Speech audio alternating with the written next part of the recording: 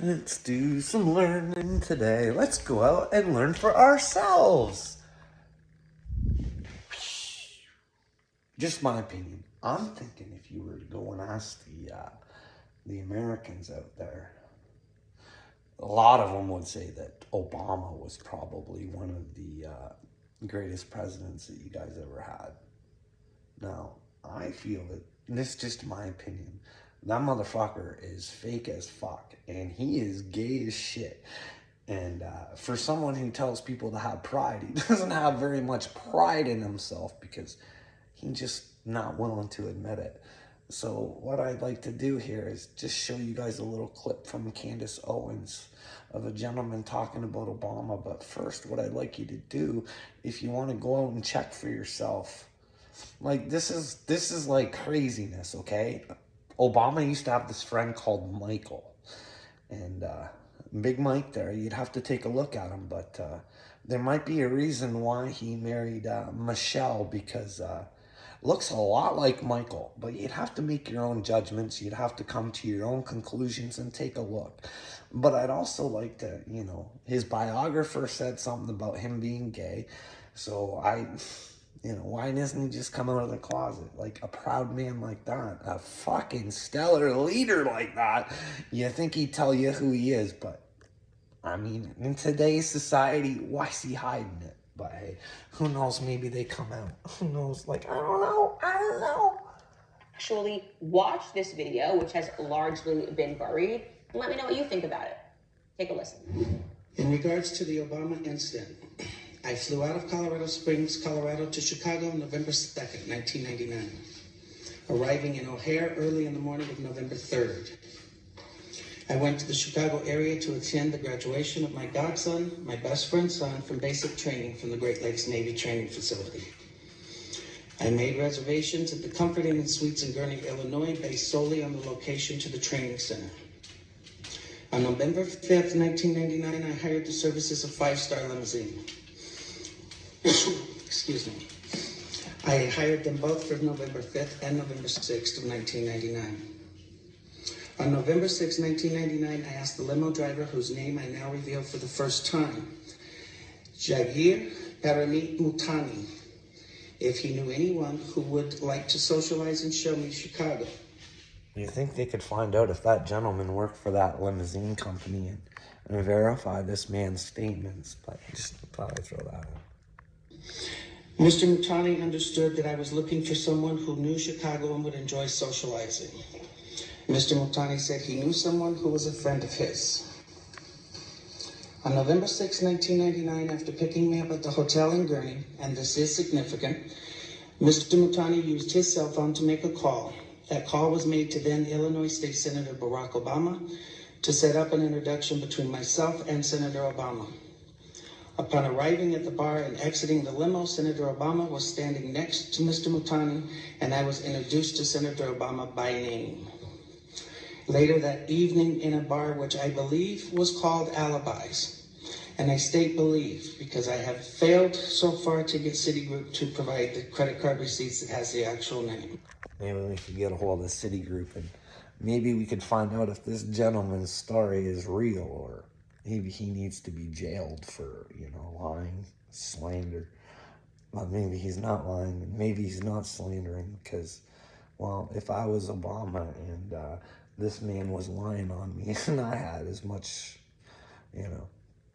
whatever Obama thinks he has, I'd probably get him sued or something, or, make a, I wouldn't want this running around on the fucking streets, but that's just me. I don't like lies about me, you know what I mean, little me? I don't like lies, but hey, maybe this fella's lying, and I'd like to say you're not, but you're videotaped fucking lying, dude! I mentioned I could use a line or two to wake up. Senator Obama asked me if I was referring to coke, and I stated I was. After stating I was, Obama stated he could purchase cocaine for me and then made a telephone call. This too is significant, from a cell phone to a presently unknown individual, during which Senator Obama arranged the cocaine purchase. Senator Obama and I then departed the bar in my limousine and proceeded to an unknown location where Senator Obama exited the limousine with $250, which was provided to him by me. Returned a short while later with an 8-ball of cocaine, which he gave to me. I did ingest a couple of lines of cocaine, and shortly thereafter, Senator Obama produced a glass cylinder pipe and packet of crack cocaine from his pocket. What? Crack cocaine? Obama's like, no wonder he loves Biden. Do you ever think that fucking him and Hunter ever went on benders? Like, that's only if this is true. I mean, I don't, like, it's on the TV, this gentleman saying it, and no one's punished him for, I mean, I don't know. Obama then smoked the crack cocaine. I performed fellatio on Senator Obama in the limousine during the time Senator Obama was smoking crack cocaine. What's that? Fellatio.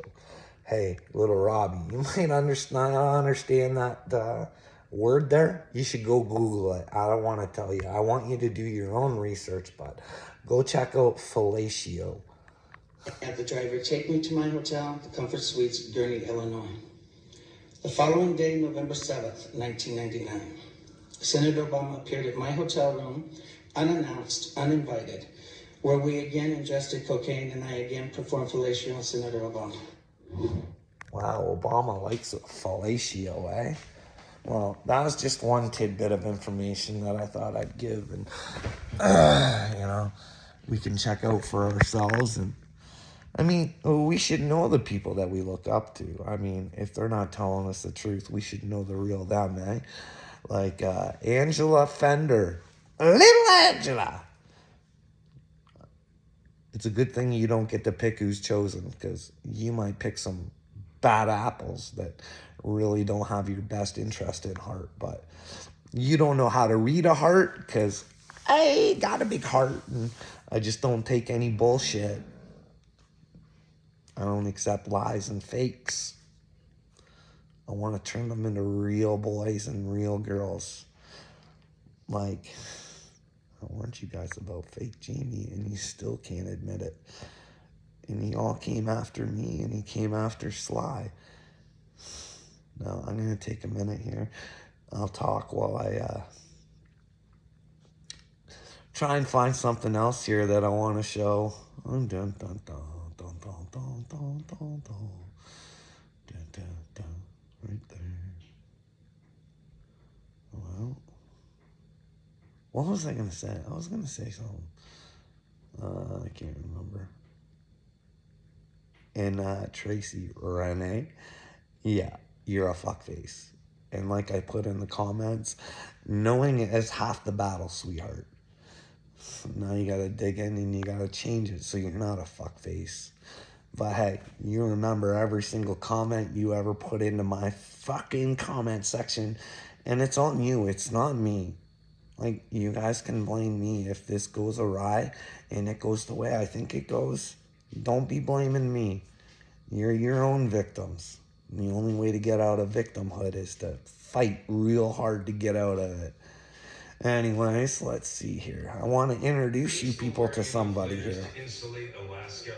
I'm going to show you. Damn commercials. Oh, no, there it is right there. Oh, yeah. All right. I want to introduce you guys to someone. Few people I know. They're locals to my life. Well, used to be. So my name is Chris Wood. I'm president of Marwood and founder. Like, that's the owner of Marwood International. Ready for this? Tell him what you're all about, Christopher. Tell him he's the bearer of Christ. Just look into his name. He's the bearer of Christ. I did this whole thing on mushrooms where I fucking went through people's names and shit. He's the bearer of Christ. So CEO of Marwood. We started the company in 1990 and going strong almost 30 years. So for me, I want to live. I worked there since 98 as a temp. I started as a temp and got hired in 99. February of 99. So I worked there for like 22 years of my life. gave them all I had. Well, at least I think. I can prove the documents with all the write-ups that they ever gave me. The only write-up I ever got was like some stupid thing called a no-call, no-show, where they gave it to me 2 months after it supposedly happened because I wasn't sick very often. But if I was sick, I wasn't getting out of bed, so my wife would call in for me. I'm pretty sure she called in, but they didn't give me a chance or anything. They just told me I had to fucking sign the paper because I had no other options. But I asked them to provide the proof that I didn't. But you know how it is with human resources companies, and human resource, people. They lacked because they got to it too late. And I had to pay the price for their lack of fucking work. But that's the only 22 years, no call, no show. I would say that's pretty fucking good. Of manufacturing. I am a manufacturing guy. I believe manufacturing can bring well-being to many families because there is joy outside work. Well, let me tell you. Work comes first with Mr. Wood. If you're not willing to put in the time and the effort into the things that he wants, he's happy if you're outside of work and everything's done.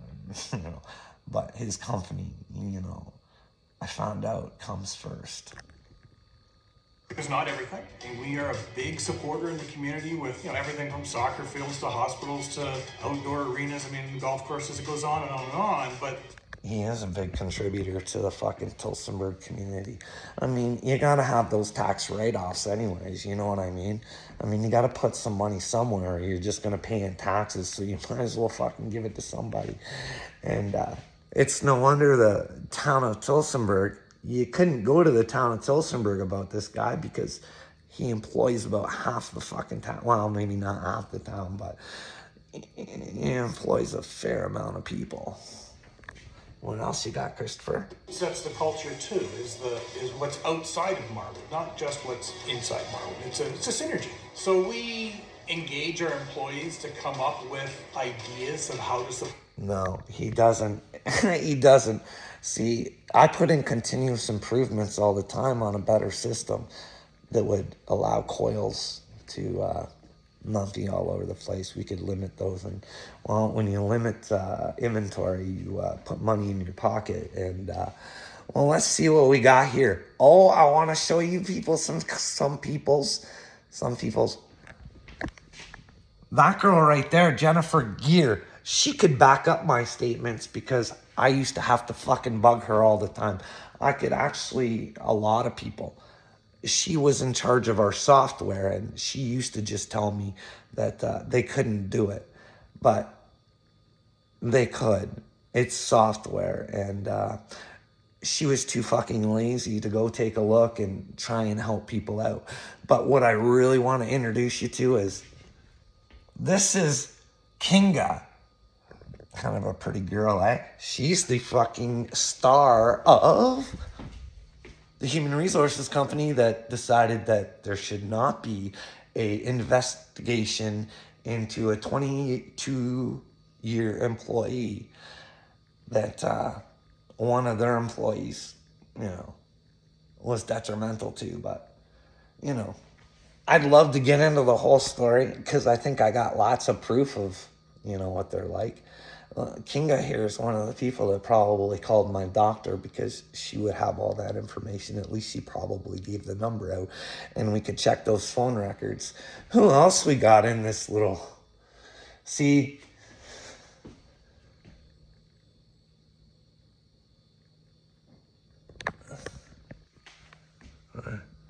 I was in this fine little mess on this bike. These are a lot of office people here. And I was on this little bike ride for Marwood. I didn't want to, but you see, they lacked people to get on this fucking bicycle. They didn't have enough. So they fucking begged me, the fucking goodness of my heart. Well, I did it. And, I did a lot of things for my company that I probably shouldn't have done. Well, like I said, I'm really looking for some floor employees, and I'm really not seeing them. A bunch of fucking douchebags up here. community. Those community efforts were not. Where am I? I gotta be there somewhere. Does anybody see me? Oh, you see that guy? Yeah, see that guy? Oh, yeah. Where is he? Thought up by the management and the owners here. It gives you a sense of pride because you work. Well, I'll tell you what. Susan Chilcott here, she has no pride. She was one of the worst workers. And, well, you know what she used to do when I was in the inventory? She was so fucking dumb. She used to waste half my days all the time because she'd be in a test account not understanding what the fuck was wrong with the inventory. So I'd spend hours of shit and fucking come up with the same fucking conclusion, and she would tell me I was wrong. And then I'd have to go to her computer and say, hey, you dumb fuck, you're in the fucking test account, you fucking dummy. Get the fuck out and stop wasting my fucking time, retard. But she's good friends with Chris Wood's wife. I mean, you don't even have to be a good employee to work at Marwood. You just got to have the right connections. You're part of Marwood, so anything. Not that they don't have good employees, because they have to, because the fucking lack of fucking intelligence with the ones running the show was fucking terrible. To help the community reflects on you, because if you weren't helping them build a company, then they wouldn't be able to do what they do. They try hard to look after their employees. It's not like they just pay and away you go. He's so full of shit. I heard him fucking complain about fucking the place more than anybody else. Just a grumpy fuck, but he looks like a happy soldier there. And that's his daughter. I don't really know her. That's Bailey. She works there. Well, at least she used to. Anyways, she worked in the office, you know. Knowing somebody will get you pretty far, you know. She never had to start on the floor or anything. They just, I don't know what her education was or anything like that that dictated that she should have got that position, but you never know, right? They're the people they work for them. They've been in this town for so long. Well, that there is Stacey Harris. And Stacey is, you know, she's not a very good worker, but she's kind of a nice girl. She's actually my brother's ex-girlfriend. See, my brother had this real problem with fucking his employees because he worked there too. He was actually a supervisor at one time. And he used to sleep with the girls all the time. That's a great representative. I've employed so many people and have donated so much money and time and energy into this town that I was just shocked to find out that they had never been nominated. They've given back to the soccer clubs. We have a Marwood Lounge at the hockey arena. They were involved in bringing a mammogram machine to Tilsonburg Hospital. It's like almost like a team effort for the greater good of the company. So we're everyone supporting each other. It feels like family. Like it feels like home. It's a real mixed bag to try and. That's a real mixed bag. This guy, I should post the fucking emails that I sent this guy, because he's like telling everybody what a fucking wonderful man he is. Like, if you were to watch this video, you'd think this cocksucker was just a fucking great guy. But I still love him. Hey, Chris, you're gonna suffer. You're going to suffer in your soul. But that's a good thing, bud. Remember that. It's a good thing. Because as long as you can come to terms with who you are, and if you come to terms with the fact that you're a fuckface and you want to continue to be a fuckface, well, you'll suffer even bigger consequences. I'd say dive into your soul real hard, bud. Because when I produce the emails and I show how much money you should have saved and how your boy Troy fucking probably killed somebody, you guys had me on the brink of death, and yet you didn't want to fucking help me. But when you got me locked up in the hospital, you wanted to talk then, and you wanted to offer me a job somewhere else in a year's pay. Like, why does somebody do that? Like, you got to ask yourself, speaking of emails, you got to ask yourself, why did your IT department delete every email between me and Troy Solinger? You got to really ask yourself that. Now, I can prove that because I still have all my Marwood emails. But here's the deal. I think I have them all backed up on a computer, I think. But we could probably get them from fucking Henry Peters in your IT department. And we could take a look at them and see what kind of person Troy was and how he talked to your employees that you fucking love and admire and want the best for so much. but you're not willing to give an investigation, especially when that employee fucking contacts you personally, because I'd love to share those emails. But then again, what happened there too? Couple emails back and forth, and then your IT department made it so I cannot contact you on email anymore, right? Is that what happened? And then you guys shut down all my access and everything. Isn't that how it happened, Christopher? Yes, I think it did. I think you're gonna pay spiritually. I told you I would never ever touch you. I love you, bud. Wants the values and the needs of the organization, because it's The values and the needs of the organization, they come first, not the values and the needs of fucking human beings, because they had somebody go to them and say, hey, I'm in a really bad spot. I'm thinking I don't want to be here anymore, and I need some time off of work. And they denied that young lady, and well, that young lady did what she said she was going to do. And well, she took her own life, and well, these cocksuckers didn't really do anything or fucking change the way that they are. And you know what I mean? Kate was her name. We could go back and look at that, because once, you know, the Chosen stuff comes out, well, we'll take a look at all of it. easy to get sidetracked with money or glory or things that really. His boy Troy. I think he likes Troy's glory hole, because there must be something special about Troy. To not listen to an employee, like you guys don't understand. Like, when I went off, I knew there was another fellow named Corey Plant that was going to go off because Troy was battering and beating him, not because Corey couldn't do his job, but Corey was never trained to do his job, so he was learning on the job and doing a fucking pretty good job at that. But, I mean, you can only do so much in a shitty situation. And when COVID hit and we didn't have any employees, and, well, Corey was in charge of maintenance, and while they really lacked maintenance people, and on top of that, well, they lacked motivated maintenance people in some of the cases.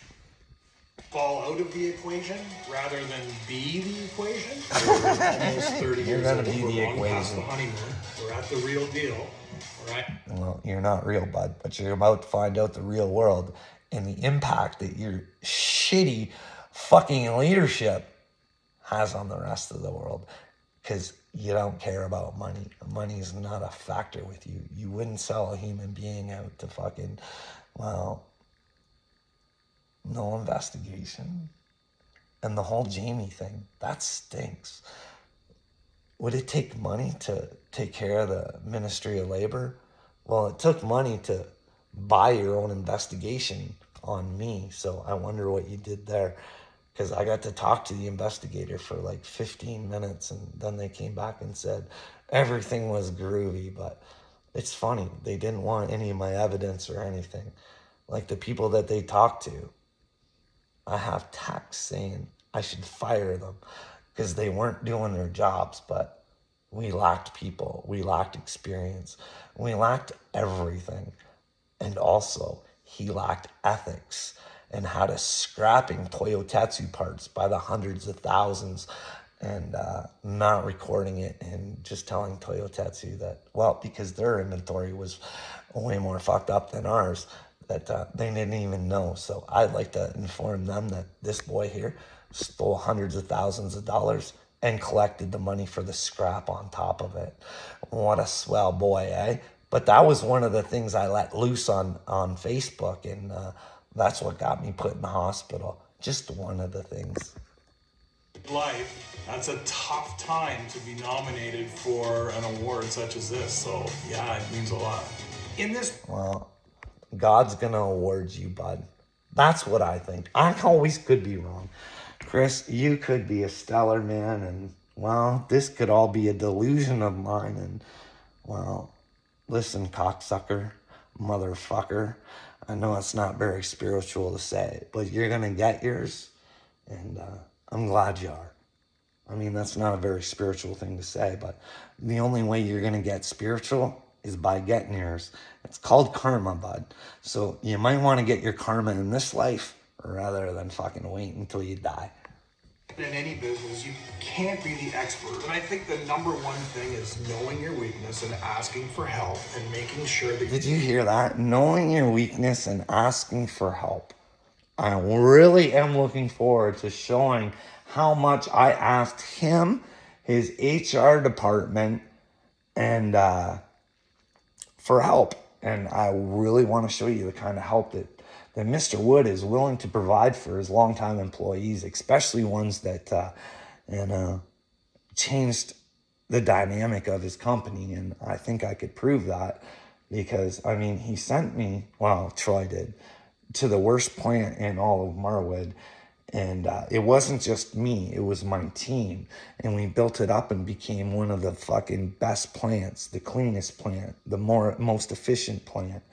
We were striving pretty high until, just before COVID, you know what I mean? So how does one fucking, you know what I mean? He doesn't get shit like that, but hey. Surround yourself with experts, but teamwork is really what latches people into any work. Do we have anybody? I want to see if I can find Jason Lawson. Hold on, Jason Lawson. Oh, I can't find Lawson. No, I can't. I want to show you guys Jamie's best friend, who I tried to contact, and he pretty much told me to go fuck my hat, because he didn't need his job fucked with. And that's why we have so many members at Marwood that have been here for so long, is they're part of the team. They're part of the family. It's really just another family. Every family. It's because the family really fucking sucks dick. And it's a lot of the other employees down below, the top dogs there, they're the ones that get shit done because, well, I think I could prove that. But hey, it was, they had some good supervisors, some good senior group leaders who had knowledge, but those longtime employees, Troy got rid of because of, I don't know, he wanted his convict, like Mr. Wood here, he wants perfect people working. Well, he doesn't want perfect people working for him. He wants to hire perfect people. So if you had a DUI and you're like 40 years old and you had this DUI when you were 19 and you couldn't get it expunged off your record, no matter how good of a worker you were, he would keep you as a temp, but never really hire you. But sometimes he would give like a contract out, like, so they got a little bit more, like, he's like, he wanted the perfect people, but sometimes those people were the good people and the people that we should have rewarded, but he'd hire slugs off the street with no fucking experience because, well, who knows? Those ones ended up being the turds, but the temps that came in and I wanted to hire, well, I couldn't half the time because they had silly criminal records from fucking forever ago. Every family at work. Thank you to the First Ontario Credit Union for sponsoring this award. And thank you to the Tillsonburg District Chamber of Commerce for hosting this award. Tillsonburg Chamber of Commerce. So you understand, like, he is a smart individual. I mean, if you're gonna fuck with somebody who's telling all your fucking secrets about how fucking dirty you are and you get them locked up, and then you go tell the police that you got them locked up, and you can tell them how crazy they are. And can you imagine what is someone to do? Like, that's, what are you to do? What do you do? How can you fight that? Well, I could have sued, but like I said, it's like Rusty says, I just want the clout. It's not the money, it's the clout. I want, like, this is what I've always wanted. I wanted to fucking come out and say, hey, everybody, you really want to get your shit together? Because I'm a fucking chosen one. Because that's a good time. But hey, I'm just trying to back my play up with Upchurch and find out if he's chosen or not. And these people should be fucking squidding their pants. But anyways, like, I could go on about Marwood forever. I just wanted you guys to see the sweetheart that Mr. Wood is and the concerning individual that he is and the empathy that he has towards the community. But he sure did lack it for me and couldn't even do an investigation. But they offered one. Like, it's a long whole story. They did offer one. So I gave them a bunch of information, and they told me that they couldn't do the investigation, that they had to get someone else. But they wanted me to sign an NDA. I felt trapped. Well, they weren't dealing with the fucking average person, so they can suck my dick, and I never signed an NDA. The thing is I think I did, but for some reason I think God let it go missing or something. Or I never handed it in or something.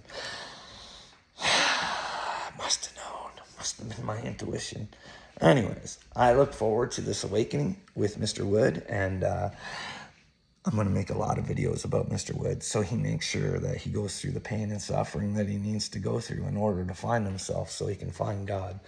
But that might be hard for him, because he's a fucking killer, and it's about time people realize who they are, because humans are about to find out exactly who and what they are, and I'm looking forward to it. Don't get me wrong, I know there's some good humans out there. I definitely know that. A lot of them even make me cry sometimes with how good they are, but who knows? Who knows? Who knows? Maybe I am crazy, and maybe Mr. Wood has a great, successful life, and he can pass his fucking business on to his children, because, well, they can be just like him, because he trained them that way.